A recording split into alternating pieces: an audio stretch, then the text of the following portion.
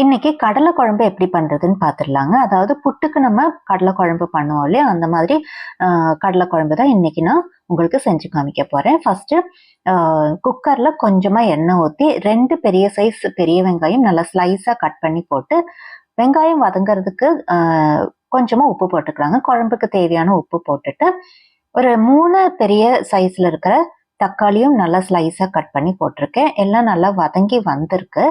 இப்போ இதுக்கு தேவையான மசாலா போட்டுக்கலாம்.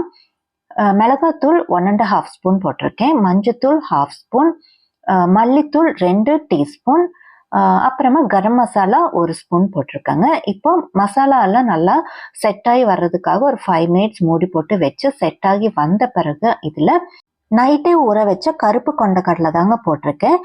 இது ஒரு 2 கப் அளவுக்கு நான் ஊற வச்சிருந்தேன். அதுக்கான மெஷர்மெண்ட் தான் இப்போ நீங்க பார்த்தீங்க. இப்போ இதுல கடலை முழுகிறதுக்கான தண்ணி மட்டும் ஊத்தினா போதுங்க. ரொம்ப தண்ணியெல்லாம் தேவையில்லை. பாருங்க, கடலை இந்த மாதிரி முங்குற அளவுக்கு தண்ணி ஊத்தினா போதும். நல்லா ஒரு தடவை மிக்ஸ் பண்ணி விட்டு குக்கரை மீடியம் ஃப்ளேம்ல வச்சுட்டு, இப்போ நான் வந்துட்டு பெரிய பர்னர்ல வச்சிருக்கேன், அதனால மீடியம் ஃப்ளேம்ல ஒரு 5 விசிலுக்கு வச்சுக்கலாம். நீங்க சின்ன பர்னர்ல வைக்கிறீங்க அப்படின்னாக்கா நார்மலா ஹை ஃப்ளேம்லயே ஒரு 5 விசிலுக்கு வச்சுட்டா போறோம்.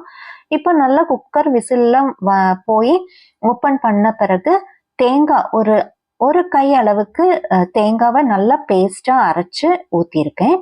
இப்போ இதை கொதிக்க விட்டுட்டா போதுங்க. கொதிக்கிற இந்த டைம்ல மல்லி இலை கட் பண்ணி போட்டிருக்கேன். அதோட கொஞ்சமா கருவேப்பிலையும் போட்டு நல்ல ஒரு கொதி வந்த பிறகு ஸ்டவ் ஆஃப் பண்ணிடலாம். பாருங்க, சூப்பரான கடலை குழம்பு ரெடி ஆயிருக்கு.